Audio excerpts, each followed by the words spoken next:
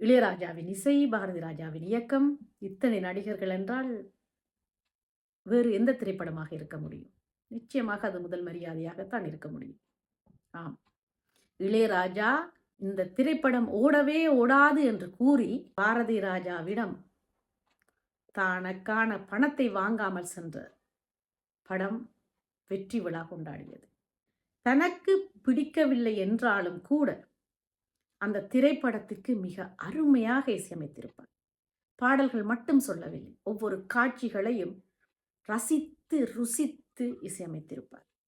அந்த புல்லாங்குழல் வாசித்துக் கொண்டிருக்கும் பொழுது ரஞ்சிதா நெடுந்தூரம் ஓடும் காட்சி, பூங்காற்று திரும்புமா என்னும் அந்த பாடல் சிவாஜி கணேசனின் மனதை அடிக்கடி வடிவுக்கரசி நோகடிக்கும் பொழுது சிவாஜியின் மனம் புண்படும் வேளையில் இசைக்கப்படும் இசை.